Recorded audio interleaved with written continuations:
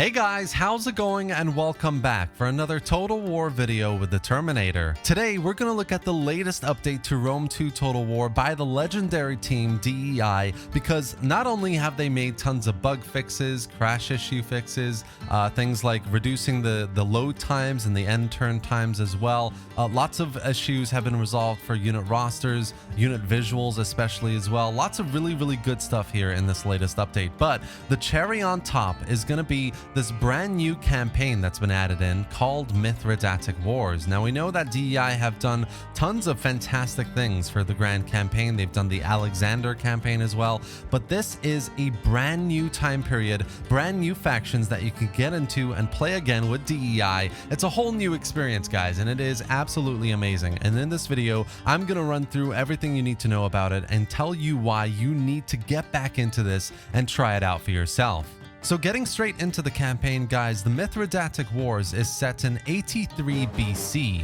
And this is a really interesting time because this is just after Pontus has been defeated in the east, with the victor Sulla now turning his eyes towards Western Rome, who's been taken over by Marius. And Marius is the kind of like jealous type that sees Sulla as a challenge, as a threat to the empire. He's taken over this vast, stretched out Western Roman side across Northern Africa, Spain, and Italy, and he's essentially taken over, and he's saying, nope, Sulla, this side of Rome is mine. You can absolutely F off. But Sulla is not going to have it, obviously, so he's already invaded Italy and Taris, and he's going to challenge Marius to take back Rome as the kind of more experienced and skilled leader in this empire. But in the meantime, of course, Pontus, after having just been defeated, has been expanding out into the Black Sea, trying to take a bit more territory, a bit more power to build up their armies and try to take the fight back to Rome by taking their territories in Anatolia and starting to knock on their doors in Greece as well.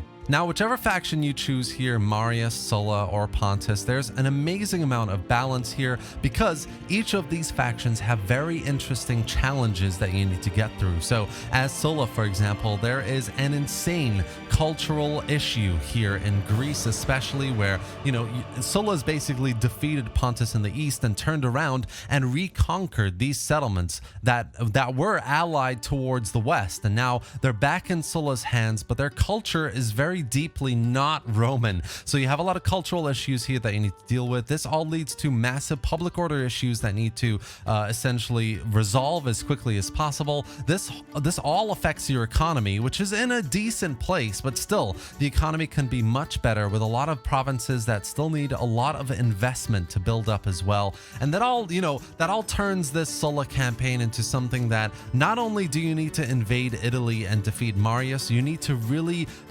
spend your money well to manage your empire and make sure things don't fall apart into rebellions. On the Marius side of things, things are equally as challenging because maybe your public order is going into disarray because of the nobility. Marius had to essentially convince a lot of people that he is the rightful ruler of Rome, on the western side at least. And a lot of these people are in his pocket, but they're still kind of bent towards Sulla, who is the more skilled and experienced leader. So you have a lot of public order issues. There's a lot of expensive in terms of costs of building up your armies here as well. So you need to really, you need to prioritize how you're going to recruit decent units that can fight off Sulla and his invading army in Taris without, compromising your economy really. And that goes equally towards the rest of your empire territorially as well. It's in a massive state of compromise because it's so stretched out across Africa,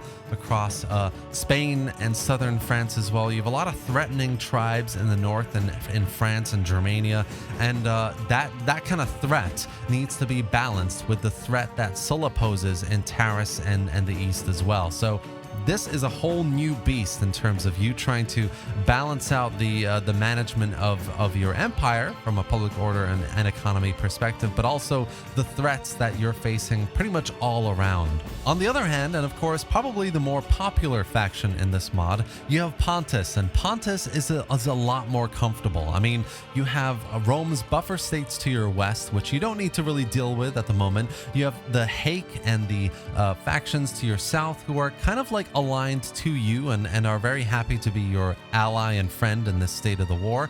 And you have a vast amount of territory that stretches out into the Black Sea as well, which is maybe a little bit more vulnerable, but there's a decent amount of settlements and city centers here that can support further expansion into the Black Sea and the Caucasus. So you have a lot of territory that you can expand into, and with all that territory in your pocket eventually in your campaign, you will have enough power to again knock on Rome's door and expand into the west, taking advantage of the Sulla-Mariani War here and really setting into stone Pontus dominance into the region here, which is really a very, very fun campaign to get into. Overall, Mithridatic Wars offers something really, really cool by the DEI team, who are known for giving us some really fantastic campaigns. There's a lot of intrigue and variety in terms of your factions, the playable factions. There's a lot of strategy that you need to employ to really deal with the challenges that you will face. The unit rosters are absolutely brilliant. The battles are some of the most fun you can have in a kind of Roman Civil War setting, especially with their unique kind of look and feel between Marius and Sulla. It's just absolutely brilliantly done. And the AI is good enough as well. I mean, I wouldn't recommend you play on normal. I would say hard or very hard is probably a bit more interesting, because especially at the start, you only start with 1 or 2 armies here or there for each faction, right? But with the higher difficulties, the AI will start recruiting a lot more, especially with their cheats. So that's what I would recommend. But overall, I mean, it is such a well done and polished campaign. DEI continues to impress me with their work, especially here in Mithridatic Wars, and I cannot recommend it enough, guys. And that's it for today. DEI have come up with an amazing new campaign for Rome 2 Total War that I think every player needs to get back in and check it out. Whether you're a DEI fan or not, this is a fantastic time period with factions that you can have immense fun with. I've dropped a link to the mod in the description below. It's a beta version of DEI that you just need to add on top of the list, the normal 1, 2, 3 DEI parts as well. Once you've got that going, you can definitely launch it and check it out for yourself. And let me know what you think about Mithridatic Wars in the comment section below as well. I'd love to hear what you think about this latest campaign. I've also added a link to the DEI Discord in case you run into any issues or problems while you're running through this new campaign. It is in beta, so there might be some issues here and there, so anything that you might come across will be resolved by the team if you can let them know. I really hope you enjoyed this video, guys, and found it informative. If you did, do give it a like and subscribe to the channel for more Total War content just like this. Thanks for watching, guys, and I'll see you next time.